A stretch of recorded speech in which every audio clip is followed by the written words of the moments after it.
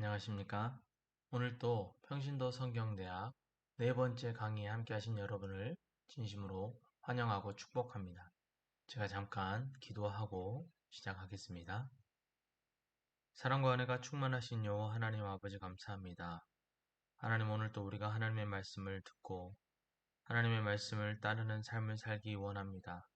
하나님, 우리가 하나님의 말씀을 사모하여 이 자리에 함께 하오니 하나님께서 이 시간 우리와 함께 하시고 은혜를 더하여 주시고 하나님의 말씀을 통해 우리가 더 깊은 하나님의 뜻을 알아갈 수 있도록 역사해 주시옵소서. 예수님 이름으로 기도드립니다. 아멘. 오늘은 평신도 성경대학 네 번째 강의 시간으로 레위기서와 민수기서를 살펴보려고 합니다. 먼저 레위기서를 살펴볼 텐데요. 여러분 교재 63쪽을 보시면 6과 거룩한 시민학교 교과서라고 해서 레위기서를 이야기하고 있습니다. 우리가 성경을 읽다 보면 가장 많이 막히는 부분 중에 한 곳이 바로 이 레위기서입니다. 그 이유는 바로 이 레위기서에서 다루고 있는 것이 5가지 제사법과 7가지 이스라엘의 절기 문화에 대해서 다루고 있는데 이 내용이 너무 자세하고 구체적이며 또한 이 내용은 오늘날 이 시대를 살아가는 성도들의 삶과 너무나도 이질적이기 때문에 그렇습니다. 그래서 우리가 레위기서를 읽을 때 많이 애를 먹기도 하고 이해를 잘 하지 못하는 경우도 많이 있습니다. 그래서 많은 경우에 성경을 읽다가 레위기서에서 많이 포기하는 경우도 있고 때로는 레위기서를 건너뛰고 성경을 읽는 경우도 종종 있습니다.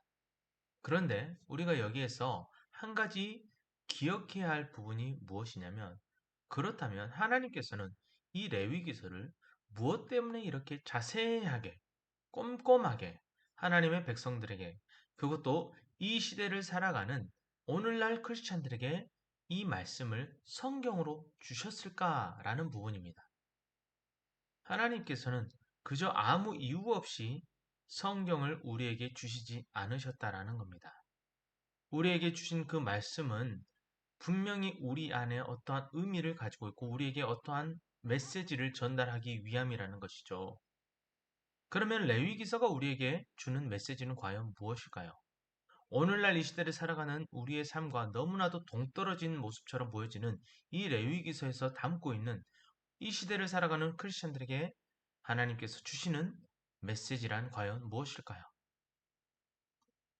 여러분 교재 63쪽을 보시면 통으로 외우세요라는 부분이 있습니다. 그 중에 두 번째 동그라미 2번을 보시면 이렇게 이야기합니다. 레위기는 하나님의 러브레터입니다. 라고 이야기하고 있는 것이죠.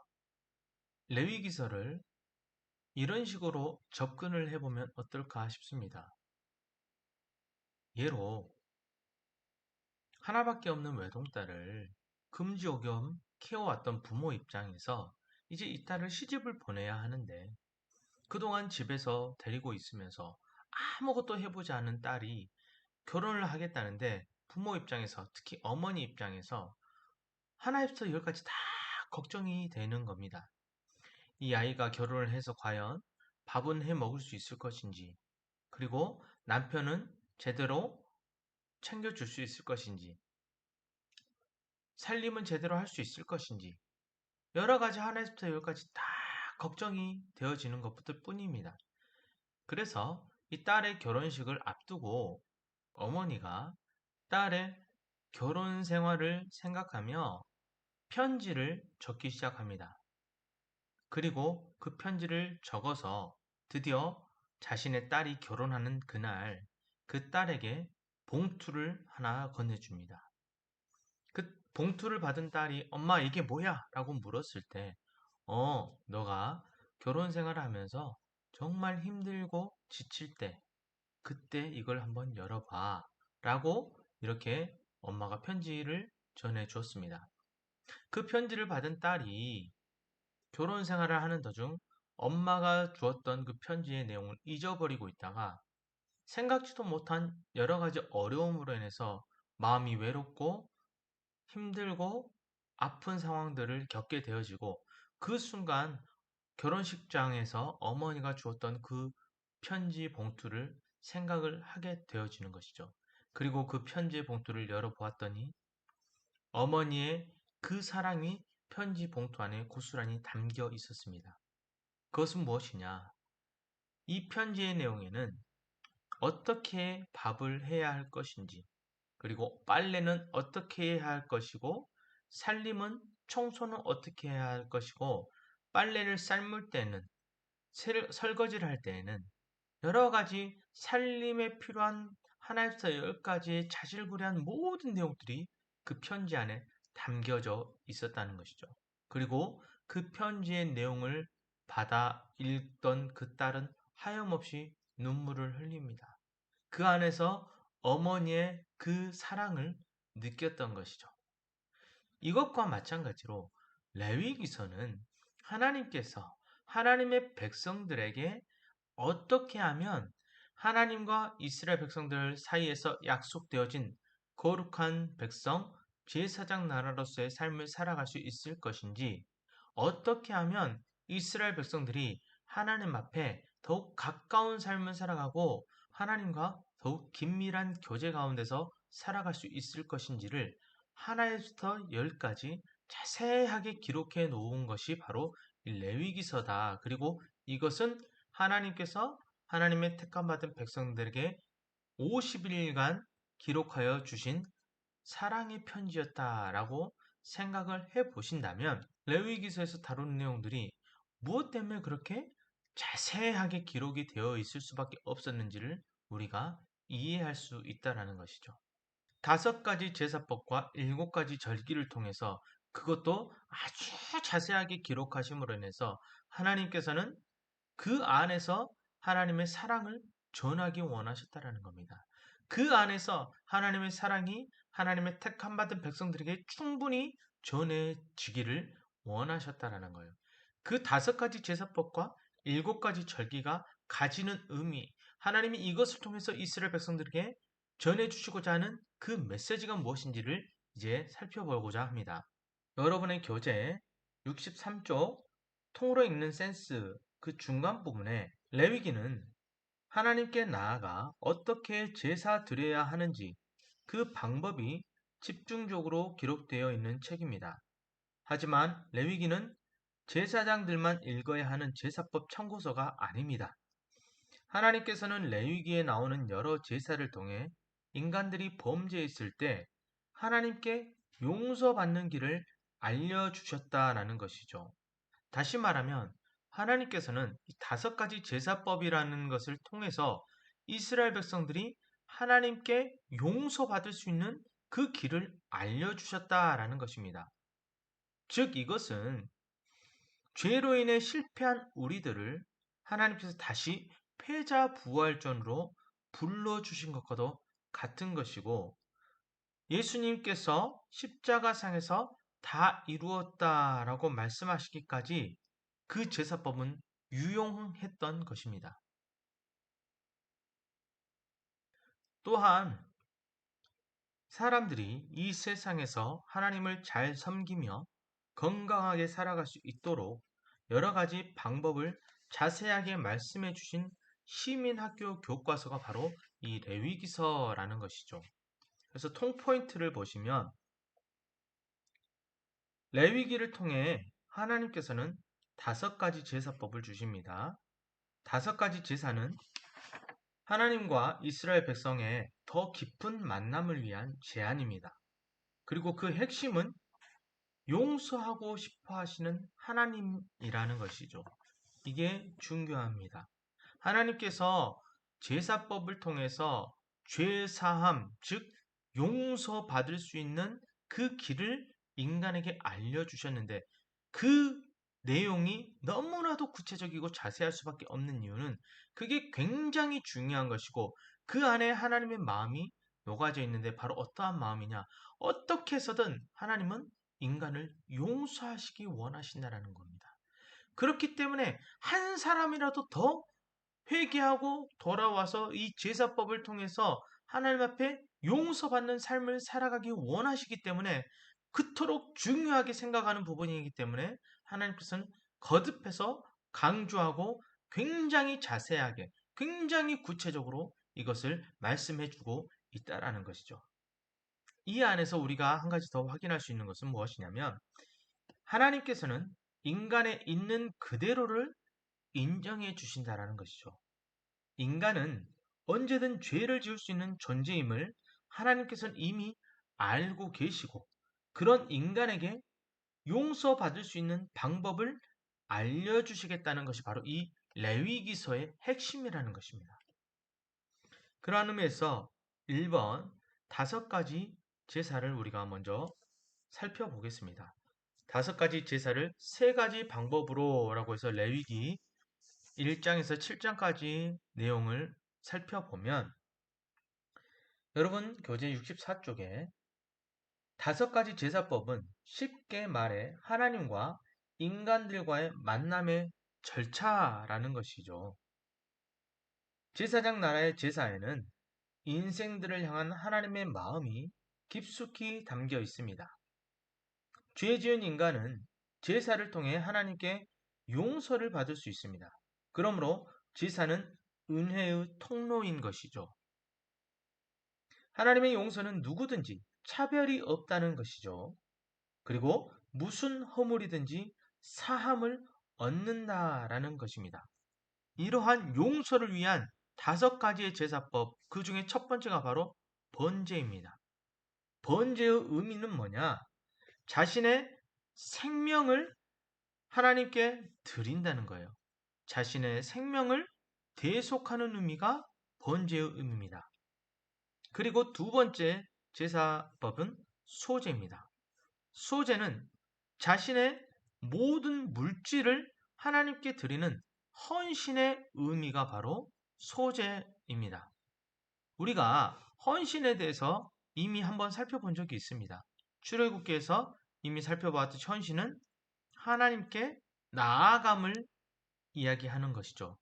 즉 자신이 누리는 모든 것들이 하나님께서 내게 주신 것임을 내가 고백하고 그 하나님 앞에 내가 나아가는 삶을 살아간다는 것을 고백하는 것이 소제가 갖는 의미라는 것입니다.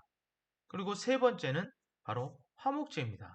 화목제는 감사한 일에 대한 이웃과의 나눔을 의미하는 제사가 바로 화목제입니다.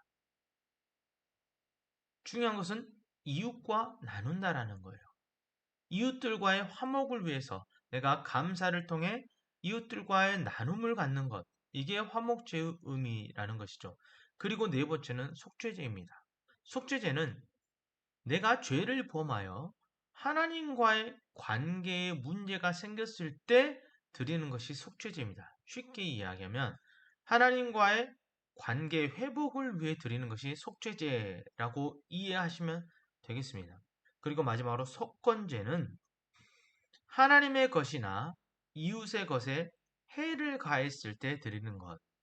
내가 실수로 행한 행위라 할지라도 그것으로 인해서 하나님의 것 혹은 이웃의 것에 어떠한 해를 가했을 경우에 내가 그것에 대해서 책임지는 자세를 요구하는 것이 바로 속건제라는 겁니다. 그리고 이러한 5가지 제사법은 3가지 방법으로 드려져야 하는데요. 여러분 교재 65쪽을 보시면 레위기에 기록된 5가지 제사는 3가지 방법으로 드려야 합니다. 첫째는 예물을 가지고 나아가 제사를 드려야 합니다. 그리고 둘째는 하나님의 이름을 두려고 택하신 곳으로 나아가야 한다라는 것이죠. 3번째는 제사장의 도움을 받아 제사를 드려야 한다라는 것입니다. 이 3가지가 갖는 의미가 무엇이냐면 먼저는 예물을 가지고 간다라는 것은 내 진심, 내 마음, 나의 진심과 나의 마음을 다해 내가 이 제사를 하나님 앞에 드려야 한다라는 것입니다. 성경에 예수님께서도 뭐라고 말씀하십니까? 내 물질이 있는 곳에 내 마음이 있다라고 말씀을 하셨습니다. 즉, 예배는요, 우리가 하나님 앞에 우리의 물질을 드림으로 해서 다시 말하면 그 물질 안에 우리의 마음을 하나님 앞에 내어 드림으로 인해서 드리는 것이 예배라는 것이죠. 그리고 두 번째는 하나님의 이름을 두려고 택하신 곳에 나아가야 된다는 것이죠. 이게 구약 시대는 성막이었고요. 성전이었습니다. 그런데 오늘날 이게 무엇으로 변화되었느냐? 바로 교회로 바뀌어졌다라는 것이죠. 그래서 우리는 하나님 앞에 예배드리는 삶을 살아가기 위해선 하나님이 이름을 두려고 택하신 곳으로 나아가야 할 필요성이 있다라는 거예요. 즉, 교회의 공동체의 일환으로서 우리가 함께 모여 하나님 앞에 예배드려야 될 필요성이 있다라는 것입니다. 세 번째는 제사장의 도움을 받아 제사를 드려야 한다라는 것은 이것은 말 그대로 구약의 제사장은 오늘날의 목회자를 의미합니다. 즉, 목회자의 인도에 따라서 하나님 앞에 예배를 드리는 삶, 목회자를 통한 하나님의 말씀의 선포가 예배 안에 내포되어 있어야 한다라는 것이죠. 이러한 세 가지 방법으로 하나님 앞에 예배를 드려야 한다라고, 제사를 드려야 한다라고 성경에서는 이야기합니다.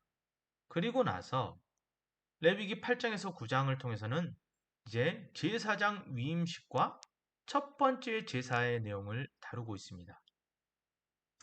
여러분 교재 65쪽을 보시면 2번 제사장 위임식과 첫 제사, 그 중간쯤에 하나님과 백성들 사이에 중재자인 제사장으로 세움받은 아론이 첫 제사를 드립니다.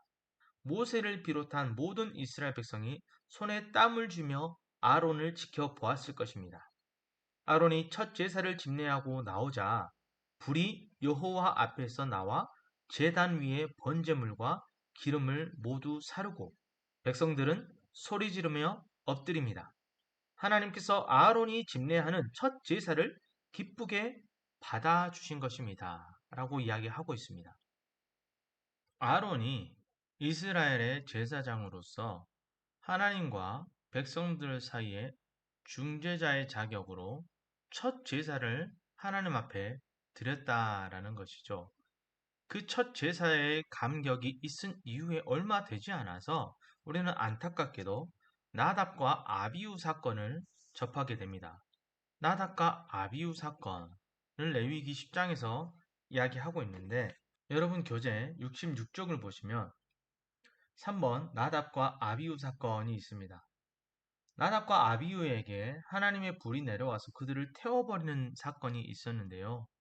이것은 하나님께서 명령하지 아니하신 다른 불을 담아서 여호와 앞에 분향을 했다라고 성경에서 이야기를 하고 있습니다.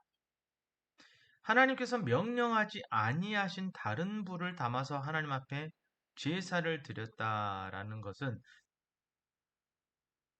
하나님의 말씀에 절대적으로 순종하고 그 말씀을 의지하여 하나님과 하나님의 백성들 사이에 죄로 인해 단절되어 버린 그 관계를 회복시키는 그 다리의 역할을 해야 될 제사장이 하나님의 말씀을 거역해 버리는 행위를 통해서 오히려 자기들이 하나님 앞에 범죄하는 모습으로 나아가게 되므로 하나님께서는 그들을 심판하게 되셨다라는 것이죠.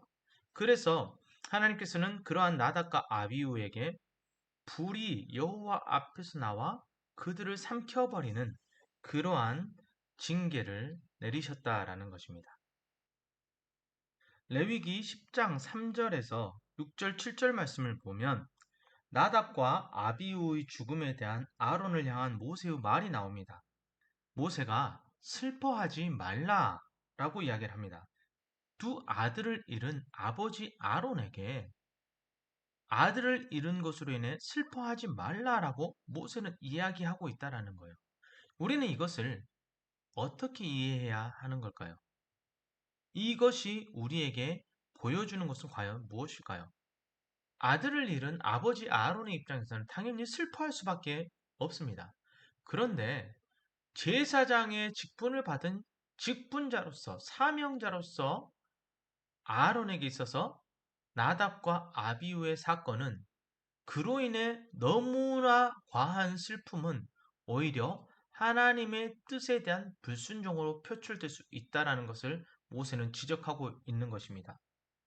다시 말하면 인간의 죄에 대한 하나님의 진노의 결과에 지나친 슬픔을 나타내는 것은 하나님의 공의를 인정하지 않는 불신앙의 행위라는 것을 모세가 지적하고 있는 것이죠. 곧 이것은 제사장의 막중한 사명감을 보여주고 있다라는 것이죠. 이렇게 해서 나답과 아비후 사건이 있은 이후에 레위기 11장에서 15장까지의 내용을 통해서는 거룩하고 정결한 삶을 위한 규례들을 하나님께서 굉장히 자세하게 알려주십니다. 그 전에 여러분 교재 66쪽 4번 위에 통포인트가 있습니다. 통포인트를 한번 보시면 시민학교라고 해서 시내산에서의 1년은 노예 생활에서 이제 막 해방된 이스라엘 백성을 더 이상 노예가 아닌 책임 있는 시민으로 만들기 위한 교육의 기간이었습니다. 그들에게는 시민학교인 것입니다. 학교의 중요한 특징 중 하나는 교육 내용이 있다는 것입니다. 성막이 세워진 후에 시내산을 떠나기 전까지 1개월 20일 동안 주어진 레위기는 거룩한 시민이 되기 위해 지켜야 할 시민학교의 최고의 교과서이다라는 것이죠. 그리고 레위기 11장에서 15장을 통해 거룩하고 정결한 삶을 위한 규례들을 구체적으로 살펴보면 여러분 교재 67페이지 위쪽을 보시면 레위기 11장이 없었다면 이후 다니엘 1장은 시작도 할 수 없었다라고 이야기를 합니다. 다니엘이 바벨론에서 제사장 나라 음식법을 지키고 살면서 결국에는 하나님 나라의 뜨인 돌까지 보는 영적인 사람이 됩니다라고 이야기를 합니다.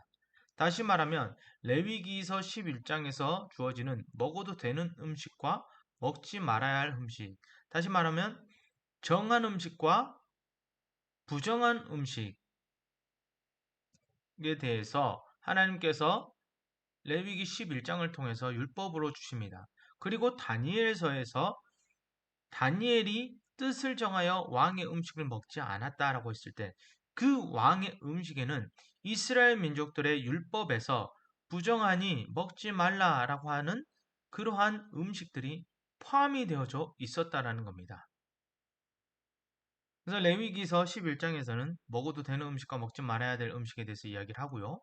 그리고 12장에 가서는 산후조리에 관해서 이야기를 합니다. 하나님과 생명 탄생의 신비를 묵상할 수 있는 시간을 가질 수 있도록 하나님께서 법으로 정해 주셨다라는 것이죠. 그리고 이어서 13장과 14장에서는 나병 환자에 관한 규례들을 다루고 있습니다.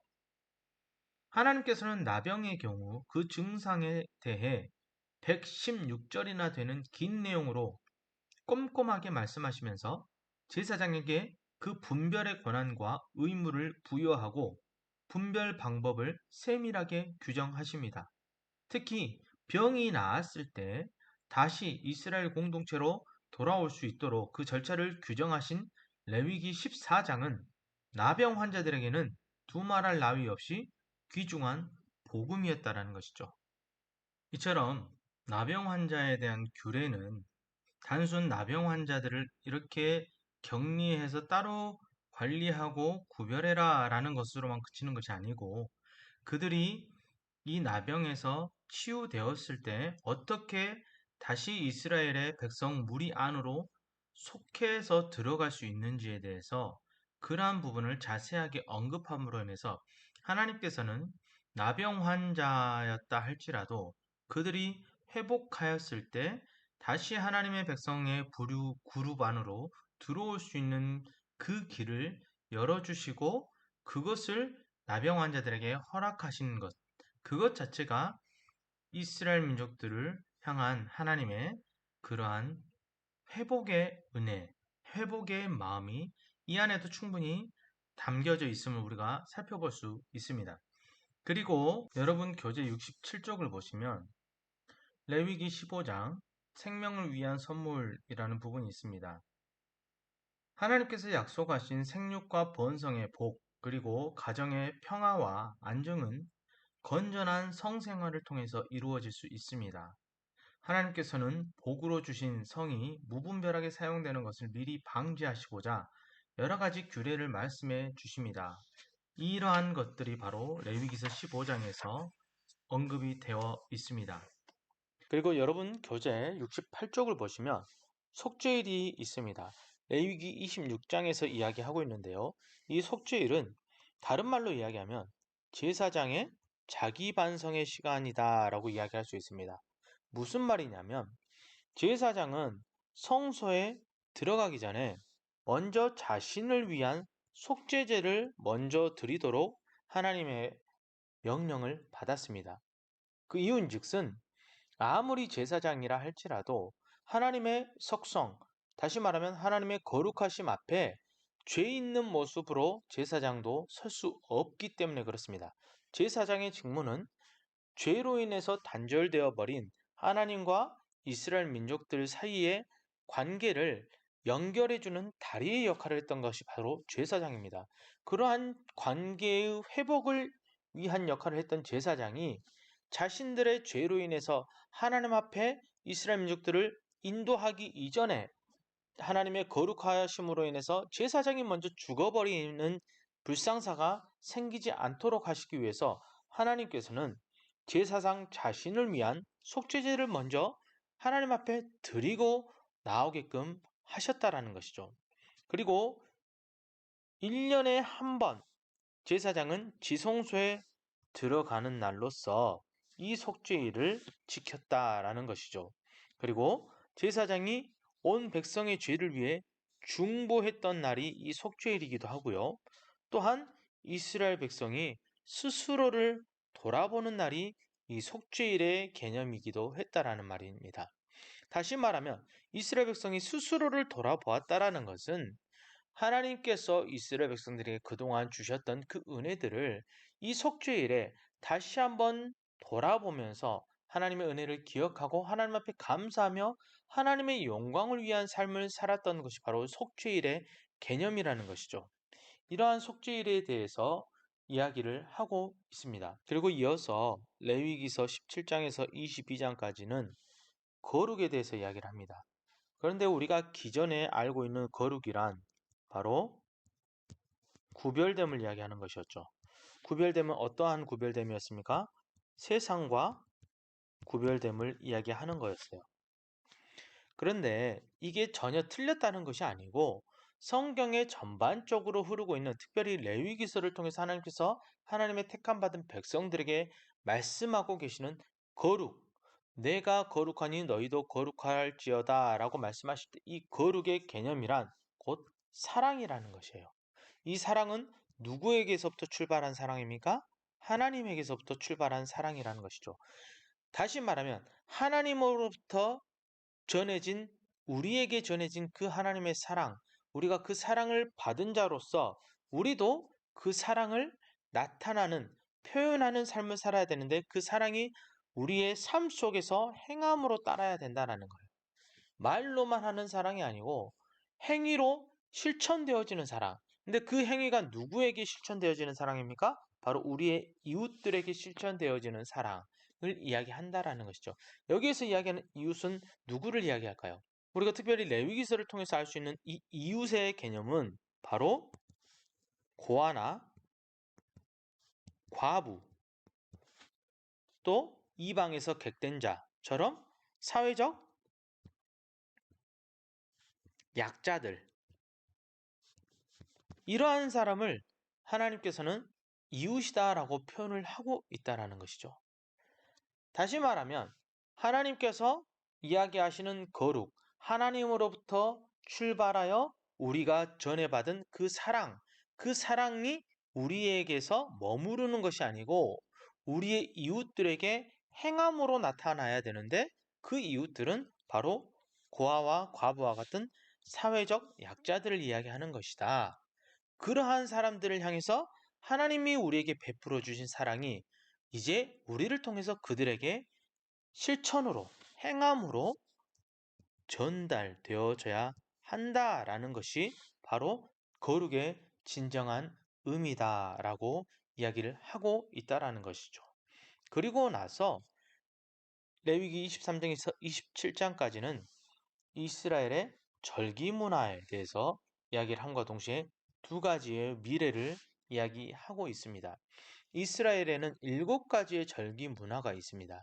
그 7가지의 절기 문화의 공통적인 핵심은 뭐냐면 바로 쉬는 문화라는 거예요.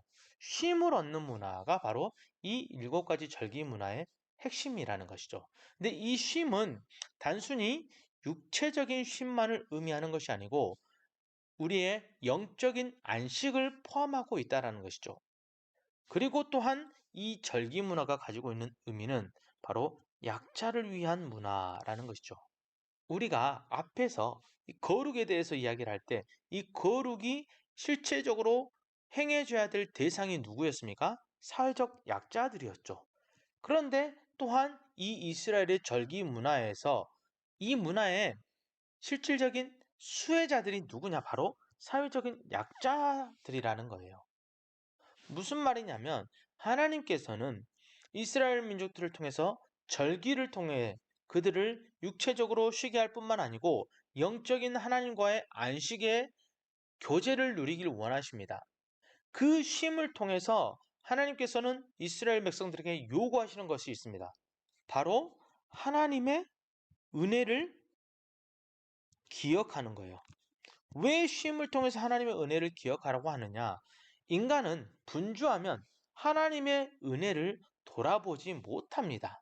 따라서 하나님께서는 쉼을 누림으로 그동안 하나님께서 우리의 삶 속에 부어주셨던 은혜들을 다시 한번 기억하고 돌이키면서 그 하나님의 은혜에 감사하는 삶을 살라라는 것이 이 쉼의 목적이라는 거예요. 이러한 의미에서 안식 역시 비슷한 의미를 가지고 있다는 것이죠. 그리고 오늘날 이 안식일의 개념으로 대행해서 이루어지는 주의 날, 주일의 개념 역시 이러한 쉼을 동반하고 있는데 이 쉼은 우리가 그 쉼을 통해서 우리 단순한 육체적인 쉼, 우리의 정신적인 스트레스를 해소하는 시간만을 의미하는 것이 아니고 우리의 그 쉼을 통한 하나님과의 깊은 영적인 교제 가운데 들어감을 하나님께서는 의미하고 계신다라는 것이죠. 그래서 그 교제 가운데서 우리가 지난 일주일 동안에 하나님의 우리에게 주신 그 은혜들을 돌이켜보고 우리가 그 은혜에 감사하는 삶을 사는 것, 하나님께 영광 돌리는 삶을 사는 것, 그 하나님의 영광은 누구를 통해 나타나느냐? 사회적 약자들을 통해 나타나는 것.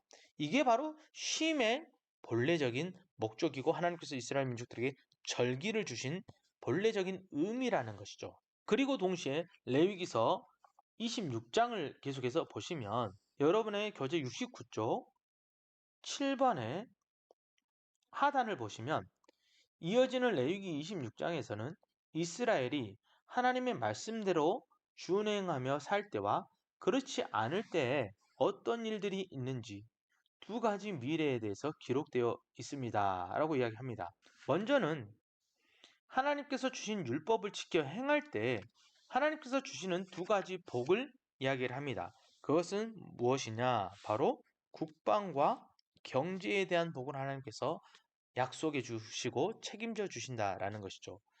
반대로 이 하나님의 율법을 지켜 행하지 않을 때 이스라엘이 받게 될 세 단계에 걸친 처벌에 대해서 또한 이야기를 하고 있습니다. 그 처벌의 첫 번째 단계는 흉년이고 두 번째는 수탈이며 마지막 세 번째 단계는 포로라는 것이죠.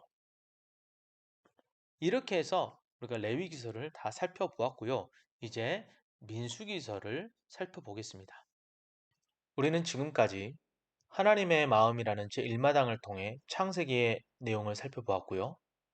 그리고 열방을 향한 꿈이라는 제2마당을 통해 출애굽기와 레위기의 내용을 살펴보았습니다. 이제 만나 세대라는 제3마당을 통해 민수기의 내용을 살펴보도록 하겠습니다. 여러분의 교재 73쪽 하단을 보시면 출애굽 세대와는 다른 만나 세대 교육 때문에 라는 내용이 있습니다. 이 부분을 한번 읽어보겠습니다.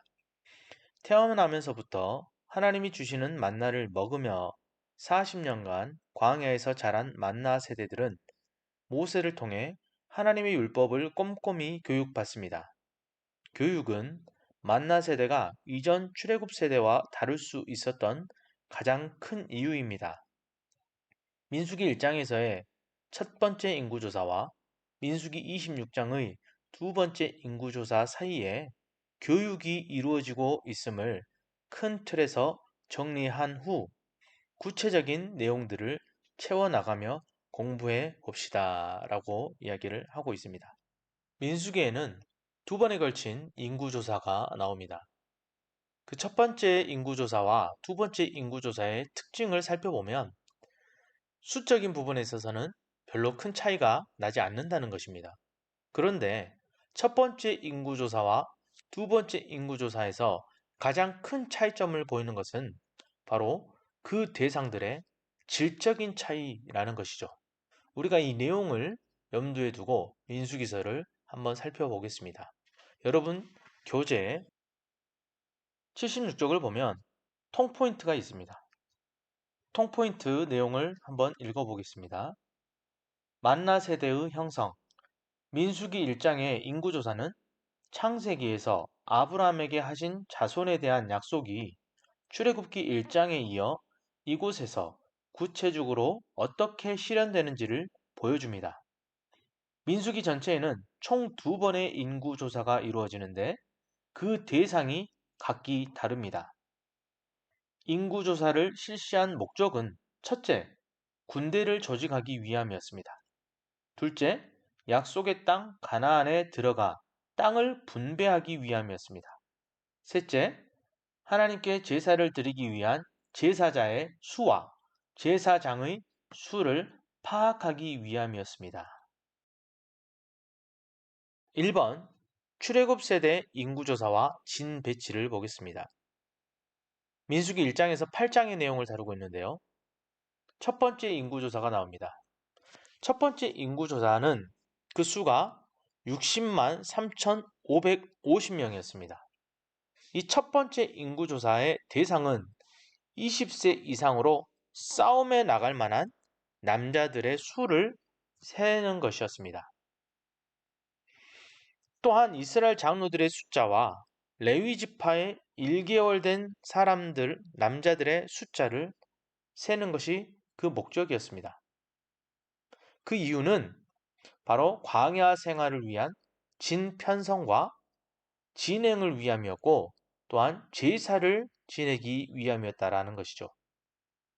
교재를 보시면 첫 번째 인구조사, 애굽에서의 첫 번째 유월절 때 애굽의 장자들은 모두 죽었으나 하나님께서 이스라엘 13지파의 장자들을 모두 살려주셨습니다. 여기에서 이야기하는 13지파란 요셉의 지파가 에브라임과 므낫세 지파로 나뉘게 되는데 그 요셉의 지파를 대신한 에브라임과 므낫세 지파 그리고 나머지 11지파를 합쳐서 13지파라고 이야기를 하고 있는 것이죠. 자, 이 13지파의 장자들을 하나님께서는 모두 살려주셨습니다. 그래서 이때 살아난 이스라엘 장자들과 짐승의 초태생은 모두 하나님의 소유라고 선언하셨습니다.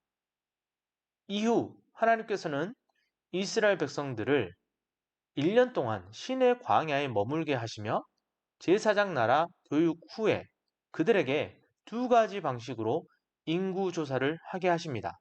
첫 번째는 20세 이상 싸움에 나갈 만한 남자들의 숫자를 계수하는 것이었습니다.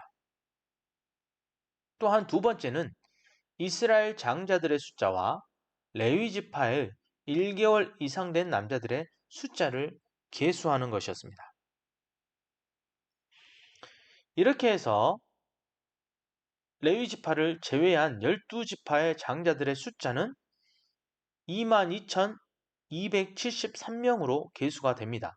그리고 레위 지파의 1개월 이상 된 남자들의 숫자는 2만 2천 명으로 계수가 됩니다. 계수해서 보니 12지파 장자들의 숫자가 레위 지파의 1개월 이상 된 남자들의 숫자보다 273명이 더 많습니다. 그래서 하나님께서는 이 273명에 대한 속전으로 각 5세계를 레위 지파 사람들에게 주어서 그들의 수고에 보답하게 하십니다. 그리고 하나님께서는 또한 레위 지파의 인구 조사에서는 먼저 1개월 이상 된 남자들을 계수하게 하십니다. 그리고 두 번째로 30세 이상 그리고 50세까지의 남자들의 수를 계수하게 하시죠. 또한 세 번째로 고핫, 게르손, 무라리 자손을 구분해서 계수하게끔 하십니다. 이것은 레위인들이 하나님의 일을 위해서 구별됨을 보여주고 있는 것이고요. 또한 레위 지파는 12지파의 큰 아들들을 대신한 그룹으로 선택되었다는 것을 상징하고 있는 것이죠. 이러한 이스라엘 민족들의 인구조사의 목적은 앞서 말씀드렸듯이 광야 생활을 위한 진영 편성과 그리고 진행 또한 제사를 위함이었다라는 것을 우리가 기억해 둘 필요가 있습니다. 그래서 민수기 1장에서는 첫 번째 인구조사의 내용이 나오는데 그 대상들은 바로 출애굽한 사람들이었습니다. 우리는 이들을 출애굽 세대라고 부릅니다. 그리고 민수기 26장에 가면 두 번째 인구조사의 내용이 나오는데 그 대상은 바로 입가나안할 사람들, 다시 말하면 가나안에 들어갈 사람들, 이들을 우리가 만나 세대라고 부릅니다. 왜 만나 세대냐?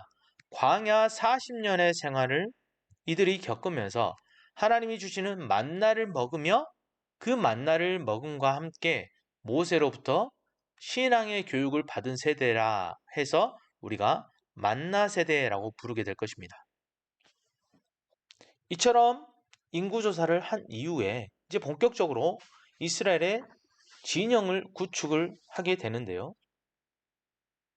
이스라엘 진영 구축은 먼저는 동서남북 각 세 지파씩 배치가 되어집니다. 그리고 이스라엘은 조직화된 군대를 가지게 되어지는 것이죠. 또한 두 번째로 동서남북으로 둘러선 지파들 중앙에 레위 지파와 함께 회막이 놓인다는 게 그 특징입니다. 레위 지파와 함께 회막이 놓인다. 이 회막이 상징하는 것은 바로 하나님의 중심의 삶, 하나님 중심의 삶을 살아가는 이스라엘 민족들의 모습을 상징적으로 나타내 주고 있다는 것이죠.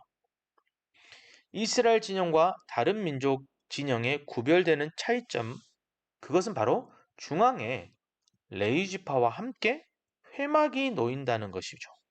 회막은 하나님의 임재를 상징하는 것이고 곧 그것은 모든 이스라엘 민족들은 하나님 중심의 삶을 살아가는 것을 고백하고 있다는 것이죠.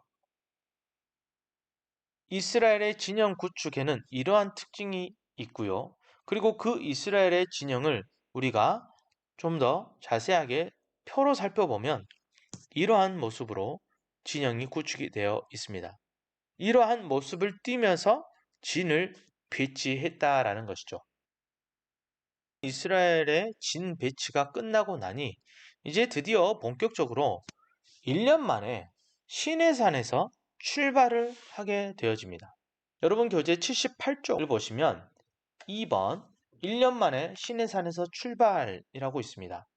출애굽한 지 어느덧 1년이 지났습니다. 이스라엘 백성은 지난 세월을 추억하며 두 번째 유월절을 지킵니다. 이 유월절의 의미가 뭐라고 제가 설명을 드렸습니까? 바로 하나님의 백성으로서의 정체성, 하나님의 백성으로서의 정체성을 확립시키기 위한 방법이었다라는 것이죠. 그리고 이제 이스라엘 민족이 드디어 시내산을 출발을 합니다. 여러분 교재 79쪽을 보시면 3번 계속되는 불평과 원망, 온유하고 충성된 사람 모세의 내용이 나옵니다. 민수기 11장과 12장의 내용인데요. 이 내용을 살펴보면 이스라엘이 시내산을 떠나 가나안으로 출발을 했습니다. 그런데 이스라엘 백성이 아직 완전히 준비되지 않은 것 같습니다.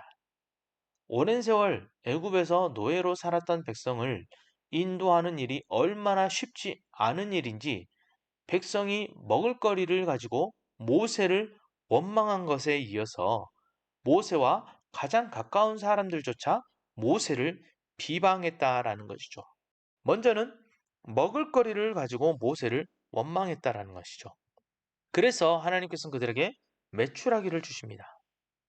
두 번째로는 모세와 가장 가까웠던 사람들이 모세의 지도력을 깎아내렸다라는 거예요. 모세의 누이와 모세의 형 미리암과 아론이 모세의 지도력을 이스라엘 민족들 앞에서 깎아내리는 행위를 했다라는 것이죠. 물론 구스 여인을 취한 모세의 행위에 잘못이 없다라고 이야기할 수는 없습니다.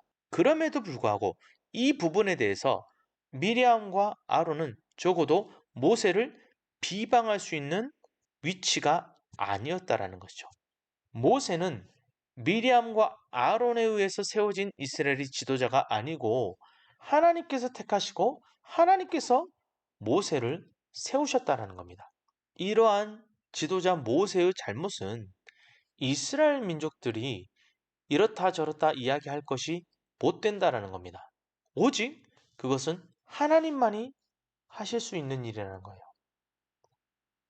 단순 지도자에 대한 잘못에 대해서 이야기하는 것뿐만이 아니고 우리는 하나님께 택함받은 한 공동체로서 서로가 서로에 대해서 잘못을 비방하고 정죄할 수 있는 권한이 없다라는 겁니다.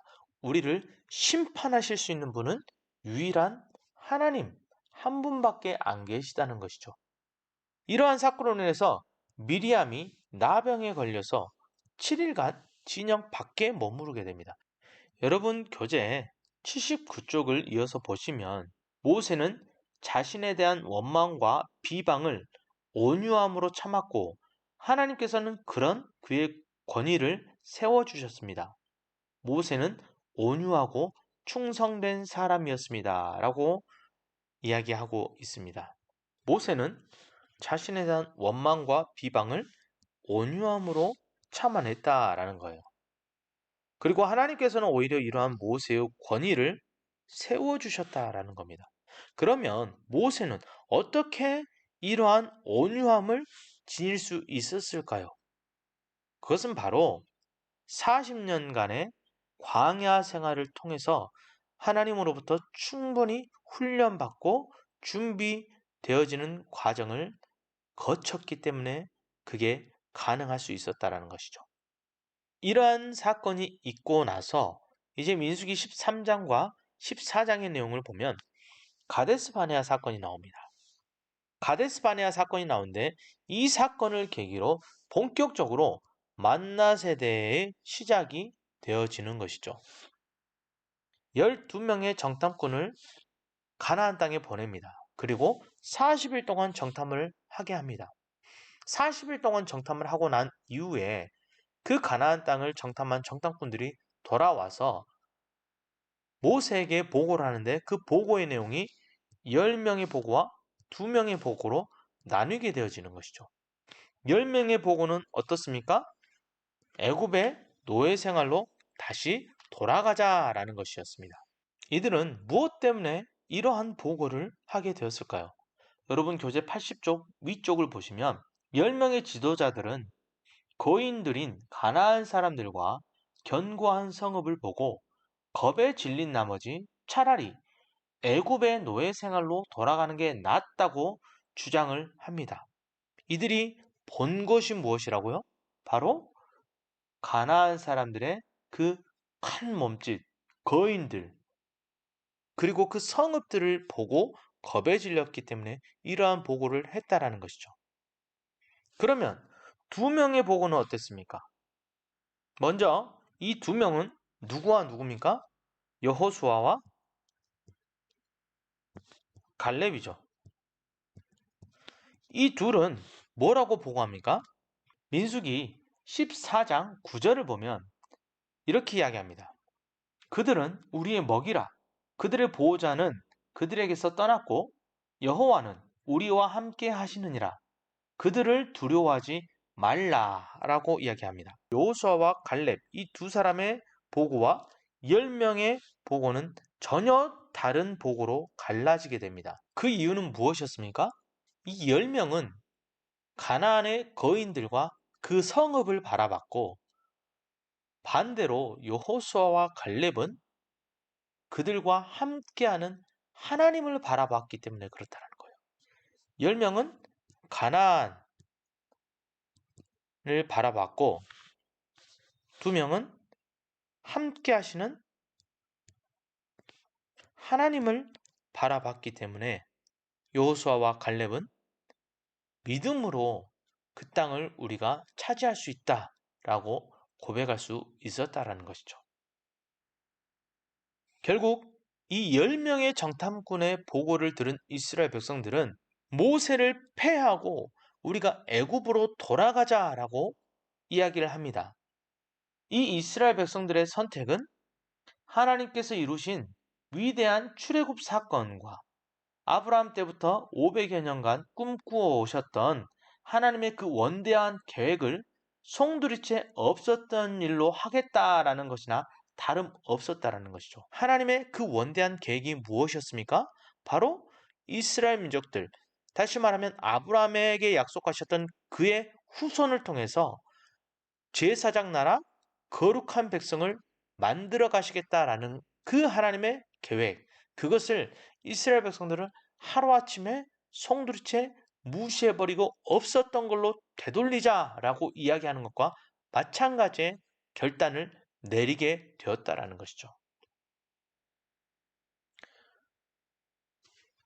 그러자 하나님께서는 모세를 제외한 모두를 진멸하시겠다라고 말씀하십니다. 이 진멸이라는 단어가 언제 나왔습니까? 출애굽기에서 이스라엘 민족들이 시내산에 머물러 있을 때 모세가 하나님의 부름을 받아 계명을 율법을 받으러 40일 동안 시내산에 올라갔을 때 그때 이 40일을 이스라엘 민족들이 기다리지 못하고 아론으로 하여금 우리를 이곳까지 인도한 신을 우리를 위하여 만들라라고 해서 금송아지를 만든 사건이 나오죠. 그때 하나님께서 이스라엘 민족들을 진멸하시겠다라고 말씀을 하신 바가 있었습니다. 그때 모세가 이스라엘 민족들을 위해서 기도했죠. 근데 이번에 역시 하나님께서는 이스라엘 민족들의 이러한 어리석은 선택을 보시고 그들을 진멸하시고 모세를 통해 새롭게 시작하시겠다라고 말씀하십니다. 이때 모세는 다시 한번 하나님 앞에 백성들을 위해서 중보하는 기도를 드리게 되어진다는 것이죠. 여러분 교재 80쪽 중간쯤을 보시면 이 정탐 사건을 기준으로 출애굽 세대와 만나 세대가 나뉘게 된다라고 이야기를 합니다. 하나님께서는 이 일로 인해 가나안 정복 계획을 40년 뒤로 연기하십니다. 그런데 이 안에도 하나님께서는 은혜를 부어 주신다라는 것이죠. 하나님께서는 이스라엘 백성이 그토록 불평하던 그 칠흑 같은 밤에도 그들이 다음 날 먹을 만나를 내려 주셨다라는 것이죠.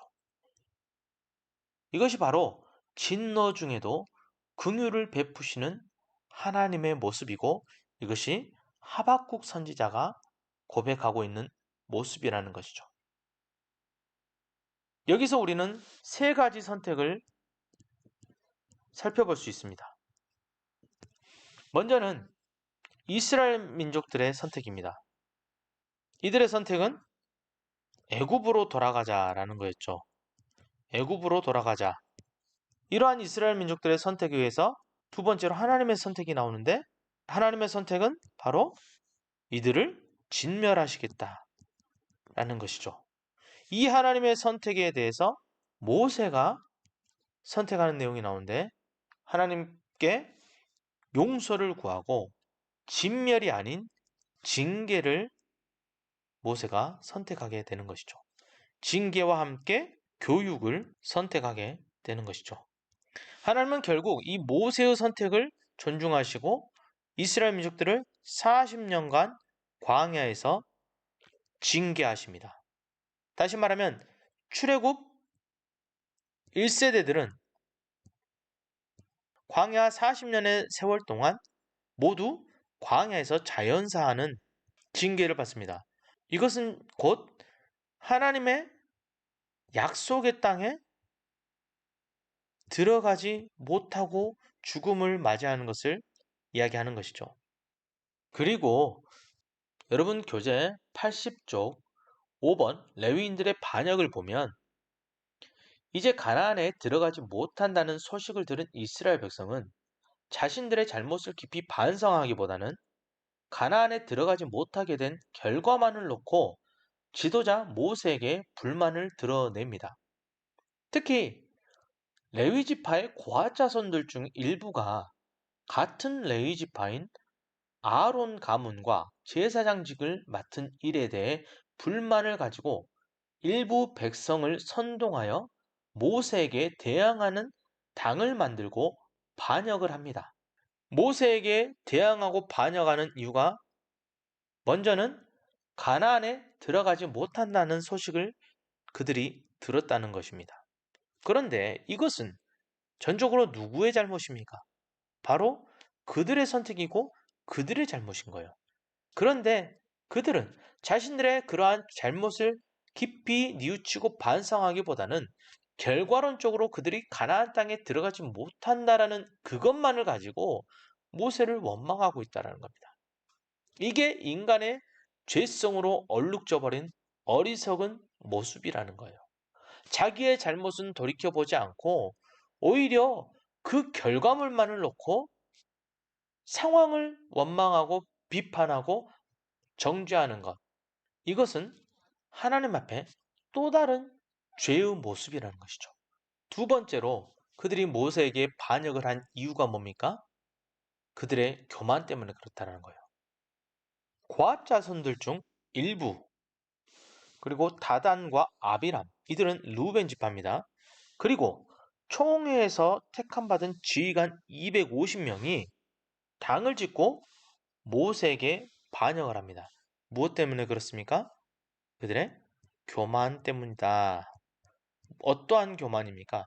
아니, 나도 레위 지파고 너도 레위 지파인데 왜 너만 하나님의 말씀을 받는다라고 이야기하느냐? 왜 너만 우리의 지도자로서 서 있느냐? 우리도 너처럼 그러한 역량이 있다. 하나님이 너에게만 말씀하시는 것이 아니다. 라고 모세의 지도력을 깎아내리고 자신들을 높이기 시작합니다. 그로 인해 그들은 어떠한 결말을 맞게 됩니까? 땅이 입을 벌려서 사람들을 선동했던 고라, 다단, 아비람 가족을 산채로 삼켜버렸다라고 이야기를 합니다. 또한 불이 나와서 분향하는 그 250명을 불살라버렸다라고 이야기를 합니다. 그런데 이러한 일을 겪었음에도 불구하고 여전히 이스라엘 백성들은 어리석게도 하나님 앞에 불평하고 불만을 합니다. 여러분 교재 81쪽을 보시면 위쪽에 결국 사람들을 선동했던 고라, 다단, 아비람 가족은 땅이 입을 벌려 그들을 산채로 삼키는 무서운 벌을 받았습니다. 하나님께 대항했던 이들의 비극적인 최후였습니다. 그러나 계속되는 이스라엘 백성의 반성 없음과 원망으로 인한 하나님의 진노로 인해 연병이 시작되어 14,700명이나 더 죽게 되었다라는 것이죠. 이 사건 후에 제사장 아론의 권위를 다시 하나님께서는 세워주기 위해서 하나님께서는 아론의 지팡이에 꽃이 피어나고 열매가 맺는 기적을 베풀어 주셨다라는 겁니다. 이게 우리가 이야기하는 아론의 쌍난 지팡이의 이야기입니다. 여러분 교재 80쪽 하단 우측을 보시면 눈높이 하시는 하나님이라고 나와 있습니다. 이 내용을 살펴보면 천지를 만드신 하나님께서 이미 죽은 지 오래인 나무 지팡이에 굳이 싹이 나게 하시고 꽃이 피게 하신 이유는 무엇인가? 이는 제사장 제도가 하나님께서 심혈을 기울여 만드시고 이스라엘 백성에게 선물로 주신 소중한 약속의 증거들임을 확증하고자 합니다. 다시 말해 아론의 쌍난 지팡이는 하나님께서 원하신 바가 아니라 믿음이 부족한 이스라엘의 낮은 수준의 눈높이를 하시는 하나님의 배려였다라는 것이죠. 다시 말하면 아론의 쌍난 지팡이의 기적은 그 기적 자체의 목적이 있는 것이 아니고 이스라엘 민족들에 대한 눈높이 교육이 바로 아론의 쌍난 지팡이의 기적이었다라는 것입니다. 아론의 쌍난 지팡이의 기적은 곧 눈높이, 수준 낮은 이스라엘 백성들의 눈높이에 맞추어서 하나님께서 보여주신 배려라는 겁니다. 배려. 그러니까 우리가 기적 자체에만 우리의 초점을 맞춰서는 안 된다라는 겁니다. 기적 자체만을 바라보고 신앙생활을 하는 사람들은 다른 말로 이야기하면 나는 믿음이 아직 이 정도 수준밖에 되지 않아 라고 반증하고 있는 거라고 생각하시면 된다라는 거예요. 하나님은 때로는 당신의 전능하심을 나타내시기 위해서 기적을 베푸시기도 하십니다. 그런데 많은 경우에 하나님의 백성들의 수준 낮음으로 인해서 그들이 기적이라도 봐야 하나님을 믿고 따를 수 있을 것 같기 때문에 그래서 기적을 베풀어 주시는 경우가 많다라는 겁니다.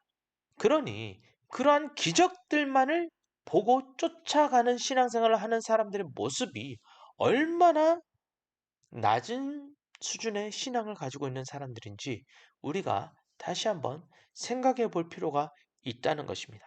그리고 이 일이 있은 후에 제사장을 도와 성막에서 그 직분에 따라 봉사할 레위인을 택하시는 일이 있게 되어지죠. 민수기 18장 9절에서는 우리가 이야기하는 소금 언약이라는 것이 있는데 레위인들을 향한 하나님의 언약의 내용입니다. 그 내용을 살펴보면 하나님께서 제사장과 레위인의 기업이 되어 주시겠다라고 약속하고 있습니다. 또한 이스라엘에게 그 책임과 의무를 다 하게끔 하신다는 것이죠. 하나님께서는 당신의 일을 위하여 택하시고 부르신 하나님의 종들을 하나님께서 먹여 살리는데 하나님의 백성들로 하여금 하나님께서 특별히 당신의 일을 위해서 부르신 택함받은 종들을 먹이시고 입히시는 일들을 감당하게끔 그 책임과 의무를 주셨다라는 것이죠. 이게 바로 하나님께서 민수기 18장을 통해서 이야기하신 소금 언약의 내용입니다. 그리고 나서 이제 민수기 20장과 21장에 가면 무리바 사건이 나옵니다. 이스라엘 백성이 또다시 모세와 아론을 원망합니다. 어찌하여 애굽에서 나오게 하여 이리 고생하게 하는가? 무화과도 없고 포도도 없고 이것도 없고 저것도 없고. 그들이 보는 것은 무엇입니까? 그들에게 없는 것만 본다라는 것이죠. 그런데 여기서 우리가 기억해야 할 것은 뭡니까? 그들에게 비록 무화과도 없고 포도도 없고 이것도 없고 저것도 없고 뭣도 없고 뭣도 없고 뭣도 없고 없는 것 투성이지만 정작 중요한 것은 그들에게 무엇이 있었습니까? 하나님이 있었습니다. 그들에게는 하나님이 함께 계셨습니다. 그런데 이스라엘 백성들은 함께 계시는 하나님을 보지 않고 그들에게 없는 것만 바라보고 모세를 원망했다라는 거예요. 우리 인생도 마찬가지죠. 우리 인생도 삶을 들여다보면 우리에게 있는 것이 있고 없는 것이 있습니다. 그런데 우리가 우리에게 있는 것을 바라볼 땐 우리는 하나님 앞에 감사하는 삶을 살아갈 수 있지만 우리에게 없는 것을 바라보기 시작할 때 우리의 인생 역시 이스라엘 민족들처럼 끝없는 불평과 불만이 나올 수밖에 없다라는 것이죠. 우리는 그러한 상황 가운데서 무엇을 바라봐야 할까요? 이 사건을 통해 우리가 다시 한번 생각해 볼 수 있는 굉장히 중요한 내용이다라고 말할 수 있겠습니다. 하나님께서 모세에게 반석을 명령하여 물을 내리라 라고 말씀을 하십니다. 그런데 모세는 손을 들어 지팡이로 반석을 2번 쳐서 물을 나오게 합니다. 이 일을 두고 하나님께서는 모세에게 중대한 선언을 하시는데 하나님의 거룩함을 드러내지 않았으니 모세와 아론은 가나안 땅에 들어갈 수 없다라고 선언을 하신 것이죠. 이 사건이 우리에게 보여주는 것이 무엇이냐면 바로 하나님의 엄격한 기준을 보여주고 있다라는 것이죠. 하나님은 분명히 모세에게 명령하시기를 반석을 명령하여 물을 내라 라고 말씀하셨습니다. 그런데 모세는 반석을 쳐서 물을 냈다라는 것이죠. 여러분, 여러분이 모세의 입장이었다면 어땠겠습니까?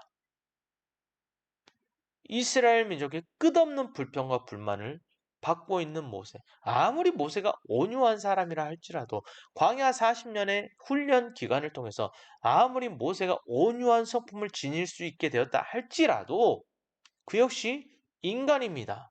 끝없는 불평과 불만을 토해내는 이스라엘 민족들의 그러한 모습을 볼 때 모세의 마음속에 답답함과 함께 모세 역시 화가 날 수밖에 없다라는 거예요. 모세 입장에서 치밀어 오르는 그 화를 반석을 치는 것으로 표출을 했을 수도 있습니다. 이게 무슨 그렇게 큰 대수라고. 아니, 충분히 그렇게 자신의 분노를 표출할 수도 있죠. 그런데 하나님은 그러한 모세에게 그리고 아론에게 하나님의 거룩함을 드러내지 못했으니 가나안 땅에 들어갈 수 없을 것이다 라고 말씀하셨다는 거예요. 이것은 하나님의 종들에 대한 하나님의 기준이 매우 엄격함을 보여주고 있다는 것이죠. 그러면 여기에서 하나님께서 모세에게 하나님의 거룩함을 나타내지 못했다, 하나님의 거룩함을 드러내지 못했다 라고 이야기하는 그 하나님의 거룩함은 무엇을 이야기할까요? 바로 오래 참으심, 또한 그 안에 녹아져 있는 하나님의 충만하신 사랑, 이러한 하나님의 성품이 모세의 분노로 인해서 드러나지 못했다라는 것입니다. 이러한 점을 볼 때 특별히 하나님의 일을 위해서 부름받아 세움받은 하나님의 종들, 목회자를 비롯한 모든 교회의 일꾼들, 중직들, 리더들, 이들을 향한 하나님의 기준은 매우 엄격하다는 것을 우리가 기억해야 할 필요성이 있다는 것입니다. 그렇기에 하나님은 아무나 리더로 세우지 않습니다. 아무에게나 중직을 허락하시지 않으십니다. 성경에서는 이야기합니다. 내가 너에게 많은 것을 주었으니 많은 것을 요구하겠다 라고 분명히 성경은 기록하고 있다라는 것이죠. 이러한 의미에서 우리가 하나님의 부르심을 받아 하나님의 일꾼으로 교회의 중직으로 하나님 앞에 나아갈 때 우리의 모습을 다시 한번 점검하고 늘 우리는 그러한 하나님의 모습, 하나님의 거룩함을 드러내기 위해서 수고하고 노력할 필요성이 있다라는 것입니다. 계속해서 민수기 21장의 내용을 보면 이스라엘 민족의 끊임없는 불평과 불만에 대해서 하나님께서는 불뱀을 보내시고 그들을 물려 죽게 하시고, 또한 그러한 상황 가운데서 이스라엘 민족들이 하나님 앞에 회개하고 용서를 구할 때 놋뱀을 만들어서 그들을 살게 하시는 하나님의 은혜를 계속해서 성경은 보여주고 있습니다. 그리고 이제 민수기 22장에서 31장까지의 내용을 보면 만나 세대 인구 조사와 새 지도자에 대한 내용이 나옵니다. 여러분 교재 82쪽 중간쯤에 통포인트를 보시면 성공적 계승이라고 있습니다. 그 내용을 살펴보면 하나님께서 내려주시는 만나를 먹으면서 40년간 광야에서 자란 만나 세대들은 모세를 통해 하나님의 율법을 제대로 교육받습니다. 부모 세대인 출애굽 세대와는 달리 그들은 교육과 훈련을 잘 받았습니다. 여기서 이야기하는 교육과 훈련은 바로 하나님에 대한 정돈된 지식을 이야기하는 것이죠. 그렇게 태어난 만나 세대, 그리고 그 만나 세대의 인구조사와 새 지도자에 대한 내용이 민수기 22장부터 31장까지의 내용에 다루고 있다는 것이죠. 40년간 하나님께서는 광야에서 이스라엘을 훈련시키시고 조직을 정비하게 하셨습니다. 그래서 이스라엘은 가나안 근처에 이르렀을 즈음에 주변국들에게 명성을 떨칠 만한 하나님의 군대로 바뀌어져 있었다라는 것이죠. 하나님의 군대로의 성장이 가능할 수 있었던 이유가 바로 무엇 때문이었습니까? 하나님에 대한 바른 지식, 하나님에 대한 정돈된 바른 지식. 이것 덕분에 출애굽 2세대, 즉 만나 세대들은 하나님의 군대로서 성장할 수 있었다라는 것이죠. 그러한 성장의 결과로 모압 왕 발락이 이스라엘에 대한 소문을 듣고 두려워 거짓 복술가 발람에게 이스라엘을 저주하도록 방책을 내는 그러한 일들이 일어나게 되는 것이죠.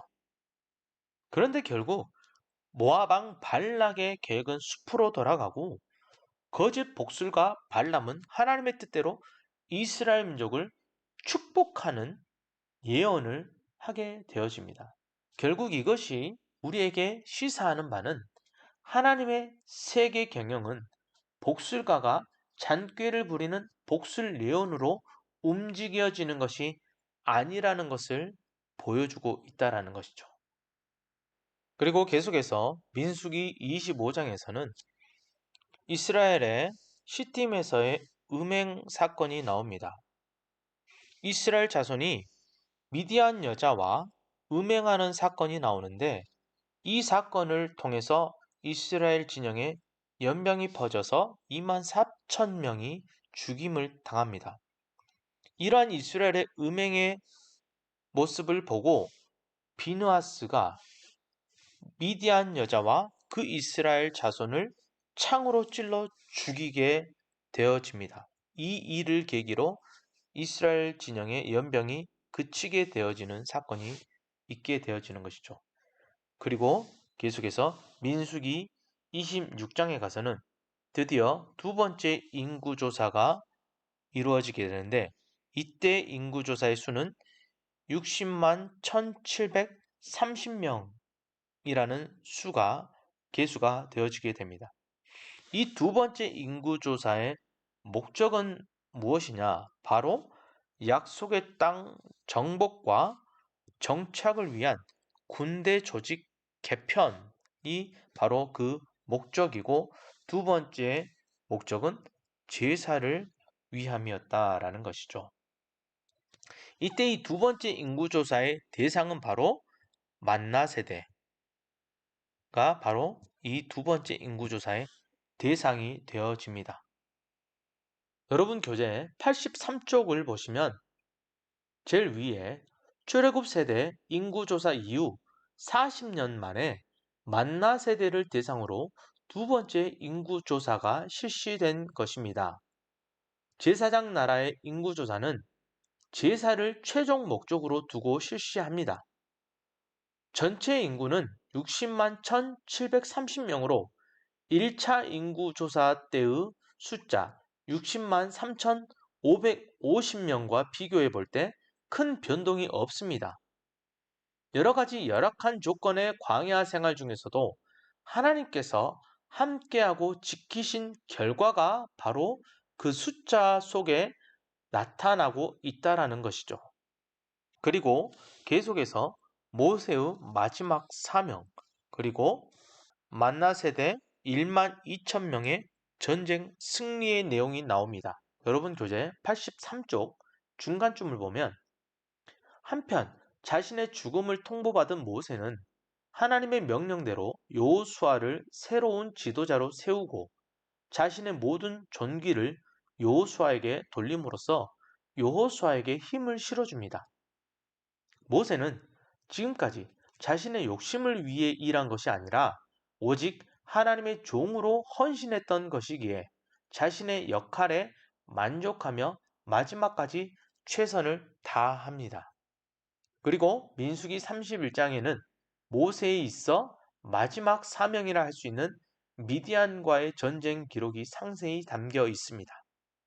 모세의 명령을 받고 출전한 만나 세대 1만 2천 명은 미디안과의 전쟁에서 승리한 후 전원 생還합니다.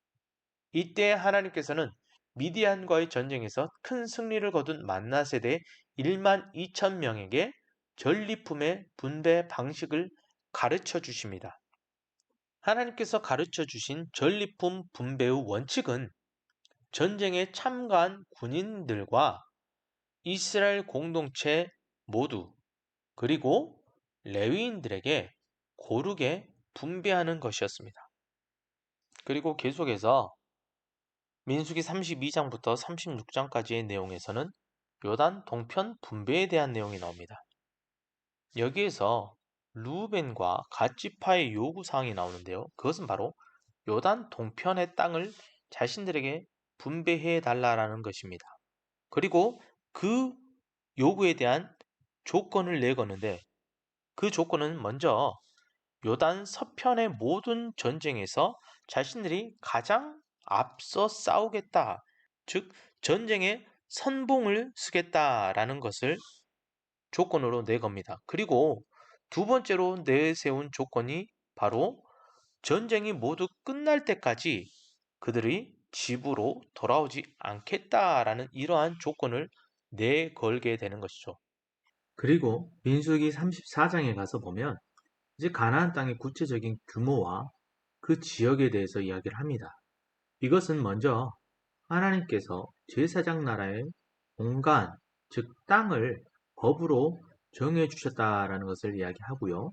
두 번째는 땅의 경계를 지키느냐 아니면 넘느냐에 따라서 제국과 제사장 나라의 근본 차이가 될 것임을 보여주고 있는 것이죠.